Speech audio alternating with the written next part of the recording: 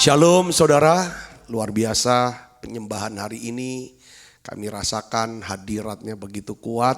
Saudara, judul khotbah saya hari ini adalah Simon Kirene, kisah Simon Kirene. Saudara pernah dengar kan nama Simon dari Kirene? Kirene itu Libya saudara. Ya kan? Nah, judulnya adalah Simon Kirene. Saya bilang kuasa memikul salib. Ya kita tahu bahwa Simon Kirene ini orang yang dipaksa. Saudara, dipilih untuk dipaksa mengikut salib dan memikul salib dan mengikuti Tuhan yang jalannya tertatih-tatih. Awalnya dipaksa, tapi saya ingin cerita ini benar-benar keren banget. Saya percaya ini skenario sorga. Saudara, bukan kebetulan Simon ya, dari Libya, dari Kirene ini hadir, ada di sana. Di saat Yesus sedang jalan salib menuju Golgota, saudara. Ya kan ceritanya kan Yesus lagi suruh dipikul salib, habis disiksa, dicambuk, saudara sampai berdarah-darah, sudah dimahkotai duri, dia harus pikul salib, saudara. Itu jalan Via Dolorosa itu nanjak gitu, saudara. Kita tahu di Yerusalem itu, saudara yang pernah pergi ke tanah perjanjian, itu nanjak. Jatuh daerah gak kuat lagi, saudara. Jadi tentara Romawi kan banyak orang yang jalan. Itu tuh Via Dolorosa itu pasar. Zaman dulu orang rame. Emang benar-benar salib itu untuk dipermalukan. Hukuman salib itu hukuman mempermalukan. Golgota itu di atasnya itu ada kayak tadi terminal zaman dulu mau ke Damaskus Syria, mau ke Mesir. Itu semua orang ngumpul sana. Jadi orang lihat gitu, dipermalukan. Kan kalau orang disalib kan pasti ditelanjangin, diapakan segala macam itu. Jadi nah, Simon ini kan karena mau merayakan hari Pentakosta kan, kan orang Yahudi itu 3 kali setahun mereka tuh datang ke Yerusalem untuk ibadah. Nah biasanya merayakan Paskah sekalian sampai Pentakosta karena jalannya jauh. Nah salah satunya nih Simon, ya kan Yahudi yang tinggal di Libya, di Kirene, saudara. Dia datang untuk merayakan Paskah. Ya kan tiba-tiba kok ada keramaian orang. Ada yang pikul salib, saudara. Dia lihat, tiba-tiba dia ditarik, saudara. Gantiin pikul. Nah itu cerita Simon Kirene, saudara. Secara ininya, kita baca ayatnya, saudara. Ayat firman Tuhannya, yuk. Ya. Nah nanti, saudara kan kita akan pelajari. Awalnya dipaksa, pikul salib. Tapi hasilnya tuh gimana? Salibnya dia pikul terus, walaupun mungkin dia dipaksa. Loh aku kan gak salah, aku gak ikut-ikut. Kok jadi malah mestinya kan yang gantiin mikul salib itu bukannya Simon Kirene, harusnya Simon Petrus. Kan dia ngomong mau mati sama Tuhan, betul gak saudaraku? Atau ya Thomas lah, atau siapapun. Tapi ya semua murid itu udah lari, udah kabur semua. Ya tapi Simon dipilih. Nah kita akan lihat saudara itu dampak daripada kadang kita juga disuruh pikul salib. Capek. Saya capek. Pikul salib itu kita harus sabar. Kita harus sabar sampai kapan sabarnya? Maunya ya udah dah, nggak usah sabar lagi. Ya kita harus bisa kuasai diri. Mau sampai kapan nih kuasai diri? Mau ngampuni mau sampai kapan? Itu kan pikul salib kita kan macam-macam nih. Kita hidup bersama orang yang sulit, itu kan salib. Ada penyakit yang nggak sembuh-sembuh. Udah doa, udah berobat, kok orang ngalami sesuatu kelemahan, itu salib. Kalau istilahnya Paulus itu adalah duri dalam daging. Ya kan, makanya Tuhan Yesus kalau kamu mau ikut aku, kalau kamu gak ikut pikul salib, ya kamu gak ikut aku, ikut maksudnya apa yang kehendak Tuhan. Kehendak Tuhan kan dari firman, kita taunya. Ya kan kamu gak layak jadi murid aku.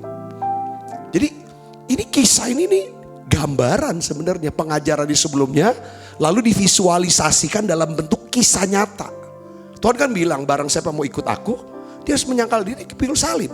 Di bagian lain ya kan barang siapa yang memikul salibnya tidak memikul salib dan tidak mengikut aku, dia tidak layak mengikut aku. Jadi 2 hal ini. Nah Simon dari Kirene itu dipaksa pikul salib dan dipaksa juga jalan. Ya kan ngikutin Yesus yang sudah tertatih-tatih, udah kecapean, udah kehausan. Saudara ini pelan, mikul ini berat. jalan. Maunya kan kalau kita mikul yang berat-berat, kita maunya kalau bisa lari supaya cepat-cepat sampai. Ini pelan. Mau sampainya kapan? Nah itu dia. Ya kita akan lihat saudaraku. Ya, Lukas 23 ayat 23 kita akan baca sama-sama. 1, 2, 3. Tetapi dengan berteriak mereka mendesak dan menuntut supaya Yesus disalibkan. Dan akhirnya mereka menang dengan teriak mereka. Mereka menang, Yesusnya kalah. Itu kisah 2000 tahun yang lalu. Kisah ini pun mungkin bisa terulang dalam kehidupan sehari-hari kita. Seringkali kita yang menang, Yesus yang kalah. Maksudnya apa sih Pak Sabta? Ya kita menang, kita ngikutin kehendak kita. Kita singkirkan kehendak Tuhan. Nah ini nanti kita akan bahas saudaraku. Ya kan ada 2 jenis orang. Yang saudaraku. Nah kita terus ayat 24 kita baca sama-sama. 1, 2, 3. Lalu Pilatus memutuskan supaya tuntutan mereka dikabulkan. Kehendak mereka. Jadi istilah kehendak mereka dikabulkan. Ayat 25. Dan ia melepaskan orang yang dimasukkan ke dalam penjara karena pemberontakan dan pembunuhan itu sesuai dengan tuntutan mereka. Tetapi Yesus, perhatikan, diserahkan kepada mereka untuk apa? Diperlakukan semau-maunya. Wow, boleh gak saya mau bilang kata ini yang ngeri, gila ini. Yesus diperlakukan semau-maunya. Saudaraku, dia ini Tuhan. Dia ini pencipta manusia. Tapi manusia memperlakukan Tuhan semau-maunya. Ini dia semau-maunya. Seharusnya saudara, nanti kita lihat ada orang yang mengizinkan Tuhan. Silakan Tuhan, perlakukan aku semau-maunya kamu. Bukan aku perlakukan engkau semau-maunya, silakan engkau perlakukan aku semau-maunya. Itu ada 2. Nah kita lihat saudara-saudara ayat yang ke 26. Nah ini ada tipe orang yang lain yang akhirnya dipaksa. Ya saudara, ketika mereka membawa Yesus, mereka menahan seorang yang bernama apa? Simon dari Kirene, yang baru datang dari luar kota. Lalu diletakkan salib itu di atas bahunya supaya dipikulnya sambil mengikuti Yesus. Di dalam kitab Matius dikatakan dipaksa untuk pikul salib Yesus. Saudara, jadi ada 2 jenis orang. Saudara di sini. Ya menurut Injil ini saudara. Ya. Tapi saya rasa juga zaman sekarang ada 2 jenis orang Kristen. Saya gak bicara orang luar nih sekarang. Orang Kristen.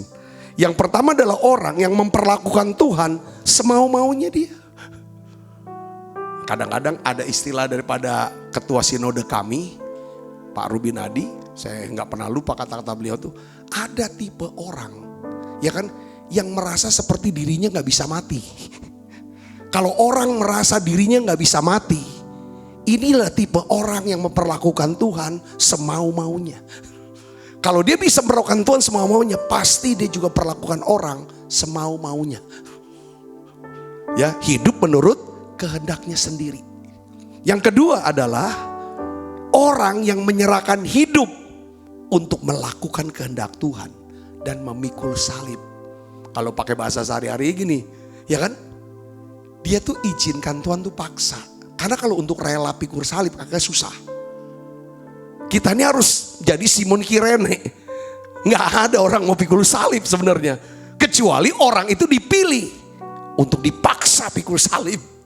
Dan lalu setelah pikul salib, dengar baik saudara, ya udah, jangan dilempar salib itu, jangan dilepaskan lagi salib itu, terus pikul. Saya percaya hasilnya nanti saudara akan ngalamin seperti apa yang dialami oleh siapa? Simon Kirene, keuntungannya. Jadi kuasa memikul salib inilah judul kita, saudaraku. Saya percaya gini, Tuhan tuh nggak pernah keliru, Tuhan tuh nggak pernah salah. Kalau Dia taruh salib di punggung kita, di bahu kita, Dia gak pernah salah. Kalau hari ini saudara rasanya, aku gak salah loh Pak, tapi aku kena gini. Aku gak salah, tapi kenapa? Apa kurangku? Apa salahku? Aku harus alami semua ini.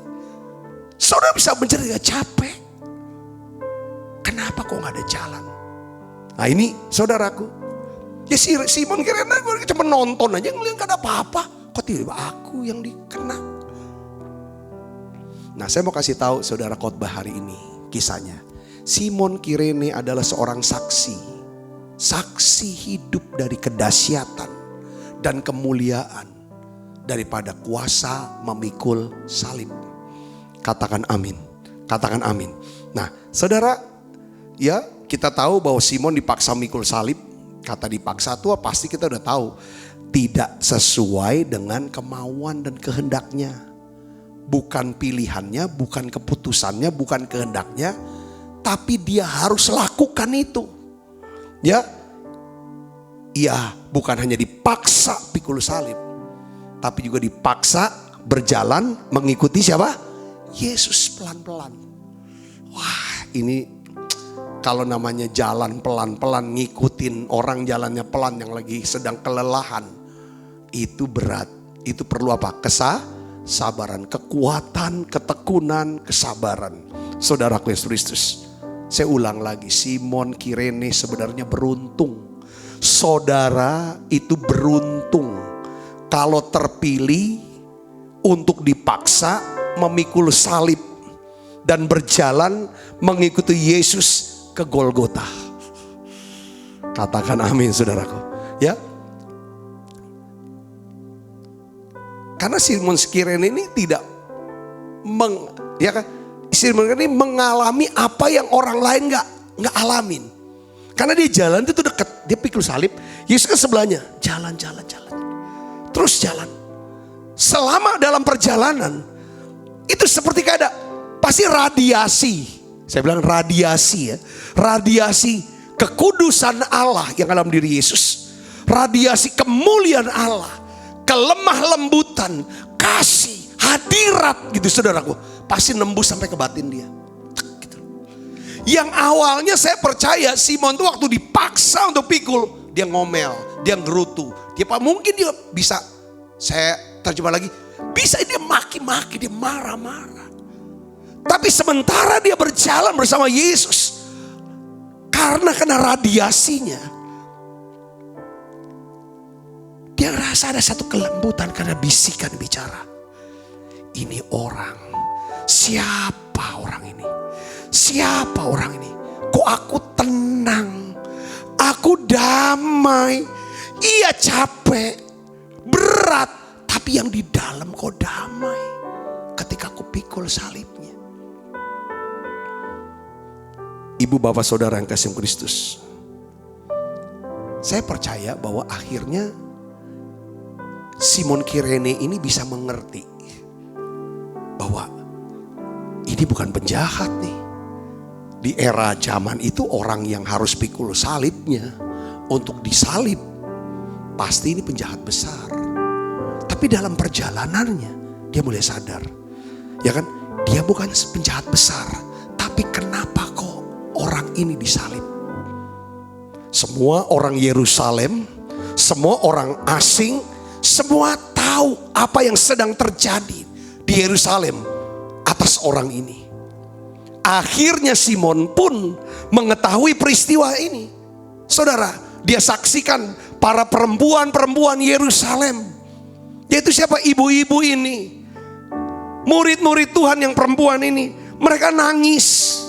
Menangisi Yesus. Saudara, di bawah kaki salib Tuhan.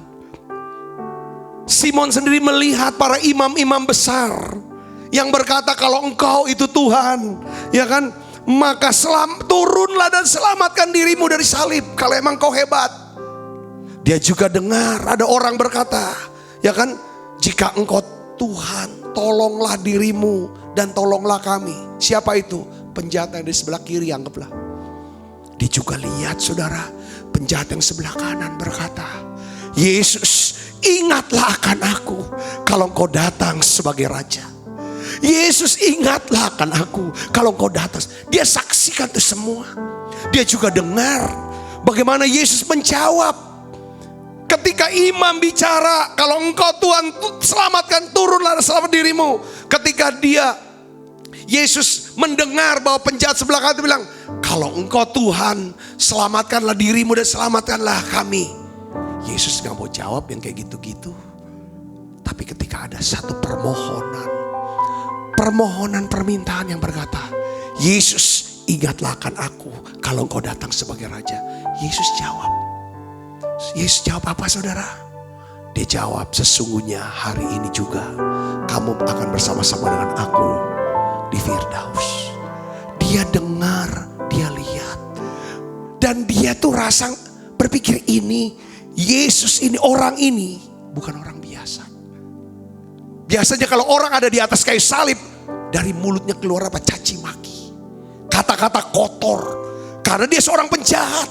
Kita bisa lihat orang itu punya Tuhan, punya firman. Kita duduk ngobrol sama dia. Setengah jam ya, gak usah lama-lama suruh dia ngomong. Kita bisa tahu orang ini ada Tuhan atau enggak. Ada firman atau enggak. Kalau orang yang penuh firman, penuh Tuhan, di pikiran hatinya keluar kata-kata syukur, kata-kata pujian kepada Tuhan, kata-kata terima kasih sama Tuhan, kata-kata segala macam kemilikan. Tapi kalau orang gak punya firman, gak ada apanya, yang ada yang negatif itu keluar semua. Apalagi orang disalib tuh capek, lapar, haus, sakit, itu keluar yang di dalam. Tapi waktu Simon Kirene lihat Yesus yang tergantung di salib, perkataan pertama yang keluar saudara tahu apa? Bapa, ampuni mereka, sebab mereka tidak tahu apa yang mereka perbuat. Kaget nggak? Kok ngampunin? Kata-kata pengampunan bukan caci maki. Dia bilang, Bapakku haus. Terakhir dia dengar kata-kata Eli, Eli lama sabaktani. Bapakku serahkan nyawaku. Jadi dia tidak mati karena dibunuh, tapi dia mati karena dia menyerahkan nyawanya. Beberapa orang Romawi berkata, ini orang benar. Simon lihat. Simon juga mengerti ada seorang, dia elit lah, terpandang, namanya Yusuf Arimatea. Dia boleh bilang imam. Minta izin saudaraku sama Pilatus, turunkan dan mau kubur. Dikubur di kuburannya dia yang belum pernah dipakai. Saudara, wow. Saya percaya saudaraku Yesus Kristus, bahwa Simon Kirene, dia ngerti orang yang disalibkan, yang orang yang salibnya dia pikul, namanya Yesus dari Nazaret. Dia adalah Mesias, penebus dosa daripada manusia. Dia ngerti, saudara, karena dia belum pulang nih, belum pulang. Pada hari ketiga dia dengar berita tentang kebangkitan Yesus. Dia tungguin terus saudaraku. Ketika Yesus bangkit, dia ikut dalam kumpulan-kumpulan.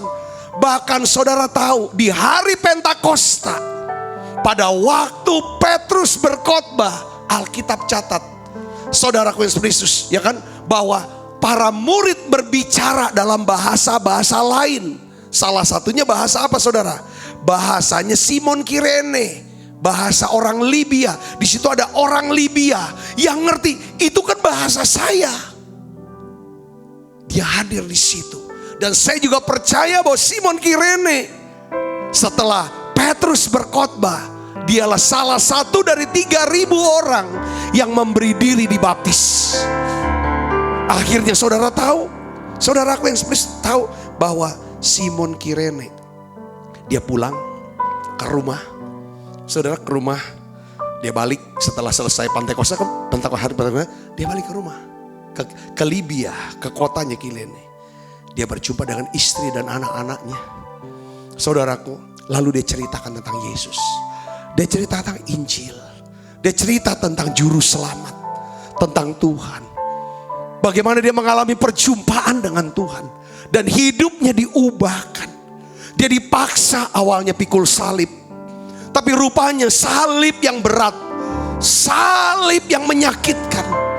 Salib yang membuat dia terluka mungkin. Dia harus jalan pelan. Justru pada waktu dia pikul salib, disinilah Tuhan Allah memberikan dia pewahyuan bahwa dia sedang berjalan dengan Allah yang menciptakan langit dan bumi, yang turun jadi manusia, dan yang mengubah hidup dia. Bapak, Ibu, Saudara Kristus, ada satu hamba Tuhan yang selalu doanya gini, saudara, dia sudah jadi almarhum. Kalau saya doa sama Tuhan, setiap hari saya berkata doanya gini, Bapak, paksakan kehendak-Mu dalam hidupku. Paksakan kehendak-Mu dalam hidupku. Perlakukan akulah semau-maumu. Dan berikan aku hati, tidak memperlakukan engkau semau-maunya. Wah, ini keren. Dia bilang, Tuhan, paksakan aku bisa hidup sesuai dengan rencana-Mu. Apapun, mungkin sakit, berat, susah, menderita, paksakan dan berikan aku kesanggupan. Ibu, bapak, saudara Kristus, saudara tahu kisah Simon Kirene ini, kalau kita teliti di Alkitab, saudaraku, sekian tahun kemudian, apakah peristiwa yang cuma beberapa jam ini hanya sia-sia begitu saja? Oh enggak, ada hitungannya Tuhan. Apapun yang engkau lakukan untuk Tuhan, apapun yang kita lakukan semata-mata karena Tuhan, itu dampaknya Tuhan akan berikan upah. Kemarin kita bahas tentang upah dalam kekekalan, upah kemuliaan. Tapi juga kalau Tuhan berikan kita kemuliaannya nanti, Tuhan juga berikan kita apa, saudara? Kehormatan. Dihormati Tuhan dan juga dihormati oleh manusia. Saudara lihat di sini, cek. Tuhan pun memberikan upah kepada Simon Kirene. Saudara lihat di sini, ya. Markus 15 ayat 21 itu catat begini. Ayat 15, Markus 15, saudara kita buka Markus 15. Ayat yang ke-20b ya, 20b sampai 21. Markus 15 ayat 20b sampai ayat 21. Kita baca sama-sama. 1, 2, 3. Kemudian Yesus dibawa keluar untuk disalibkan. Ya, di luar kota. Kan Yerusalem ada temboknya, dibawa keluar gitu, saudaraku ya. Nah, pada waktu itu lewat seorang yang bernama siapa? Simon orang Kirene, ayah Alexander dan Rufus yang baru datang dari luar kota. Dan orang itu mereka paksa untuk memikul salib Yesus. Perhatikan di sini, saudara, perhatikan sini. Ayat ini artinya apa? Yang saya pelajari gini. Injil Markus, ya, Injil Markus ini sebenarnya ditujukan untuk jemaat Tuhan yang ada di kota Roma. Di kota Roma. Supaya mereka tahu urutan dari Yesus, saudaraku. Nah, perhatikan sini. Orang-orang di Roma sudah sangat mengenal siapa itu Alexander, siapa itu Rufus. Jemaat di Roma itu kenal siapa itu Alexander, siapa itu Rufus. Siapa mereka? Mereka ini adalah dua orang pemimpin besar gereja yang ada di Roma. Jemaat yang ada di Roma. Jadi saat Markus menulis surat untuk jemaat di kota Roma, saudara, ya kan? Dia menulis, kalau dia cuma menulis nama Simon Kirene yang pikul salib yang dipaksa Yesus, orang gak kenal. Tapi kalau disebut nama anaknya, oh bapakmu toh yang mikul salib Yesus. Orang baru, karena orang tuh baru kenal, cuman kenal Alexander dan Rufus. Siapa dia? Dialah soko guru, dialah pilar, salah satu tokoh dari jemaat yang ada di kota Roma. Kalau sebut nama Alexander, nama Rufus, orang kenal semua. Jadi oleh karena itu untuk menjelaskan nih Markus bahwa siapa sih yang mikul salib Yesus sampai ke Golgota ketika Yesus kecapean, Simon Kirene, dia harus jelasin. Anak Simon Kirene itu pemimpin besar gereja yang ada di kota Roma. Ini upah. Katakan amin. Saudara mau dong punya anak jadi pemimpin besar. Kita mau dong punya anak yang sukses. Gak apa-apa deh orang kenal nama anak kita, gak kenal kita. Lebih baik itu kalau saya Betul gak saudaraku? Namanya lebih harum dari nama kita. Namanya lebih besar dari nama kita. Ini upah. Katakan amin. Katakan amin. Ya awalnya kan Simon, saya ngomong nih, ngomel-ngomel, dagingnya menjerit. Saya bilang, asalkan, kalau kita nih pikul salib ya saudara. Asalkan kita tuh gak buang aja salib itu. Maksudnya gak buang apa Pak? Tetap sabar deh. Tetap jalanin firman. Tetap setia. Minta terus kekuatan dari Tuhan.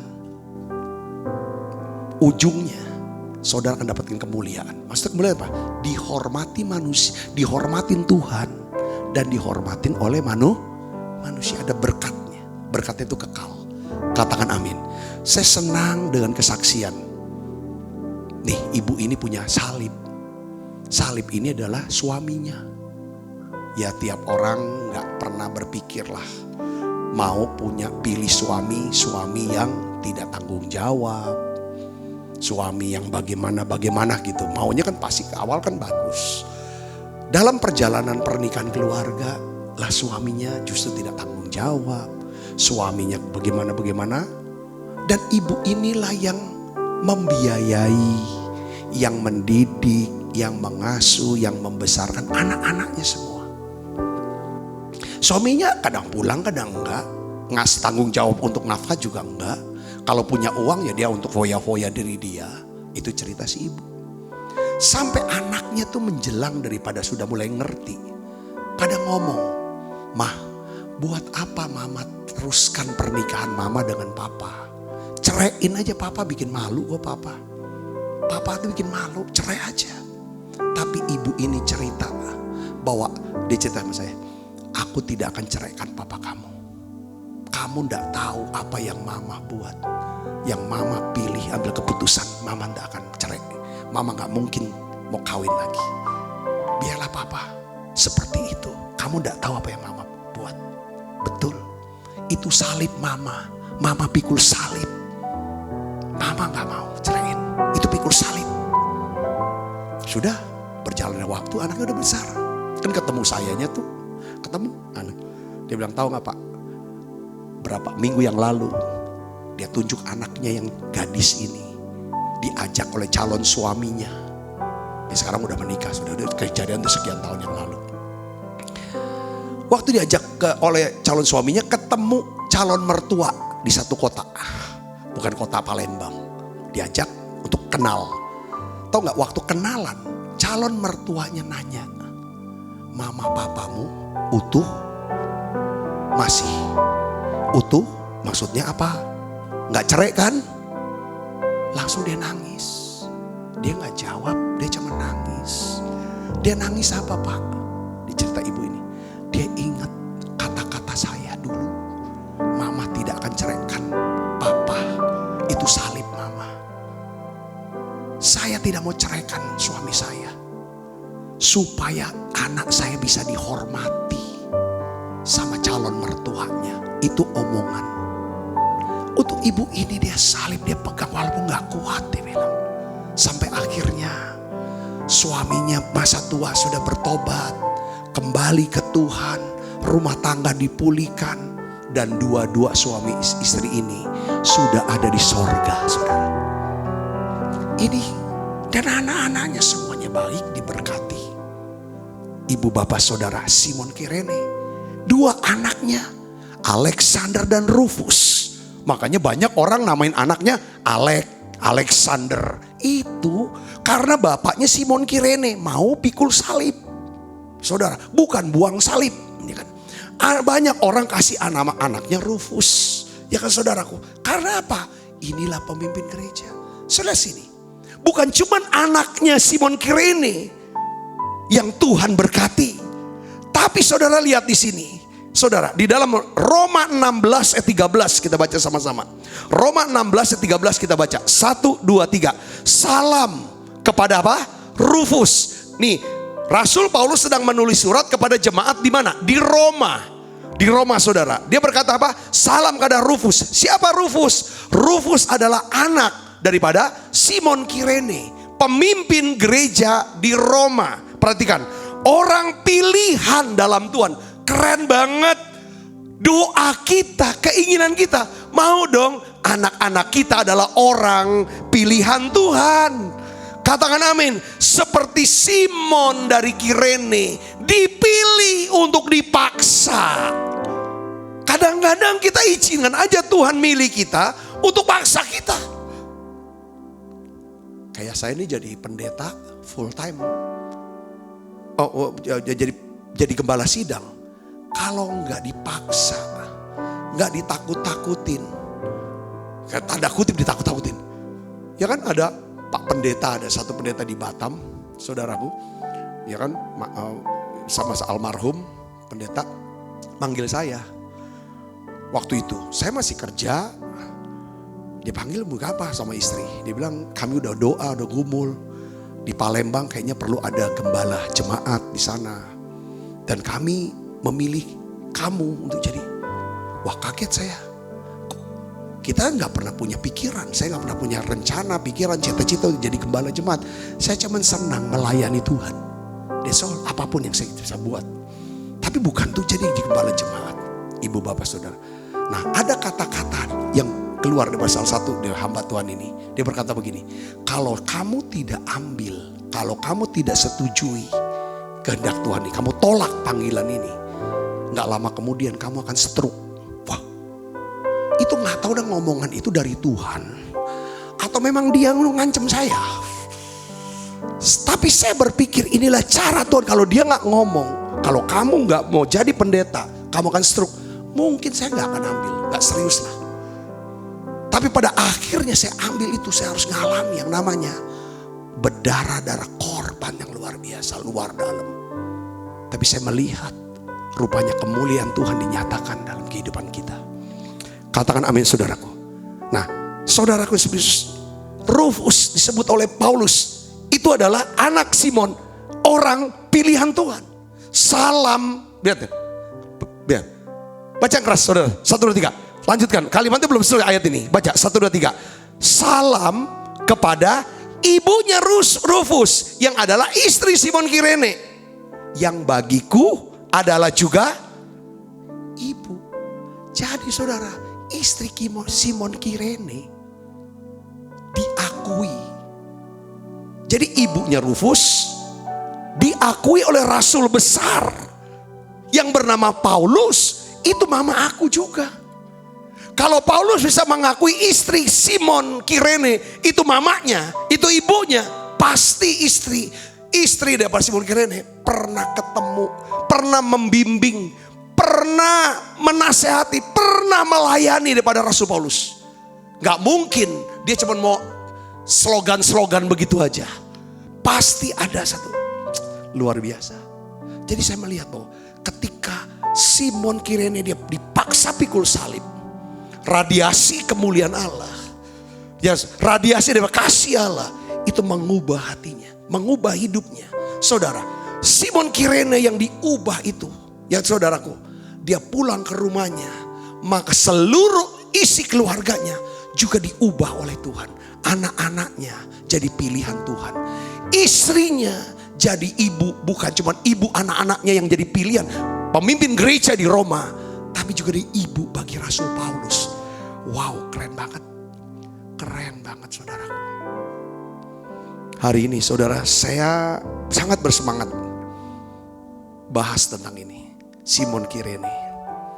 Jika seorang wanita disebut oleh Rasul Paulus sebagai ibunya, itu kan sebuah penghargaan, satu penghormatan yang tinggi. Ibunya Rufus dianggap sebagai ibu Rasul Paulus, rasul besar. Istri dari Simon Kirene yang memikul salib Yesus. Perhatikan, karena Simon Kirene mau pikul salib, satu orang pikul salib, dampaknya seluruh keluarga dihormati Tuhan dan dihormati oleh manusia. Katakan amin. Cukup satu orang. Kalau dalam keluarga saudara cukup satu orang. Bayangkan, cukup satu orang. Kalau semua seisi keluarga kita mau pikul salib, dampaknya kepada keluarga-keluarga yang lain. Kalau satu gereja, pengerjanya, jemaatnya mau pikul salib, saya lihat udah dampaknya luar biasa. Indonesia diselamatkan. Katakan amin saudaraku. Kalau sekarang ini saudara pikul salib, karena saudara menjalankan tugas sebagai dokter, sebagai perawat, lalu saudara harus kena COVID. Jangan marah, jangan menyesali, bangga. Ini salib. Bahkan saudara harus kehilangan orang yang saudara kasih, karena harus melayani orang-orang yang menderita COVID. Ini saya bilang ini salib. Hanya karena saudara berbuat baik untuk menolong seseorang, lalu seperti saudara harus mengalami hal-hal yang tidak enak. Inilah salib, tidak apa-apa. Kadang-kadang kita niat baik untuk nolong dia, mau bantu dia, total habis bantu. Saudara mungkin tidak dapat balasan, tidak dapat balasan kebaikan orang ini, malah dia angkat tumitnya seperti Yudas angkat tumitnya kepada Yesus. Saudaraku tahu artinya mengkhianati. Saudara tetap setia, tetap mengampuni, pikul sabar, tetap mengasihi, tetap sabar, tetap lepaskan berkat buat orang itu. Itulah pikul salib. Katakan amin saudara. Saya bicara ini, saya ingin sama-sama dengan saudara kita melakukannya. Saya percaya. Jangan buang salib Yesus. Jangan bersungut-sungut. Tetap pikul salib saudara. Sampai pada akhirnya, di garis akhir itu, Tuhan sudah siapkan untuk mempermuliakan saudara, mempromosi saudara. Dan satu hari kelak saudara akan dengar, baik sekali perbuatanmu, hai hambaku yang baik dan setia. Masuklah dan turutlah dalam kebahagiaan Tuhanmu. Minta hati seorang hamba. Minta hati seorang hamba. Saya tutup dengan satu ayat. Matius 10 ayat 38 sampai 39. Yang berkata begini. Kita baca sama-sama. 1, 2, 3. Barang siapa tidak memikul salibnya dan mengikut aku, ia tidak layak bagiku. Barang siapa mempertahankan nyawanya, ia akan kehilangan nyawanya. Barang siapa kehilangan nyawanya karena aku, ia akan memperolehnya. Katakan amin saudara. Khotbah hari ini nyambung dengan yang kemarin. Kalau saudara kemarin tidak dengar khotbah saya, saudara, tentang level upah di dalam kemuliaan di hari kebangkitan, saya bisa lihat sana. Itu nyambung di sini. Saudara, kata kuncinya adalah pikul salib. Pikul salib itu artinya apa? Saya mau hidup menuruti kehendaknya Tuhan. Kita bisa mengerti kehendak Tuhan dari firman Tuhan yang kita baca dan kita mengerti. Tuhan Yesus memberkati saudara. Mari kita akan bangkit berdiri.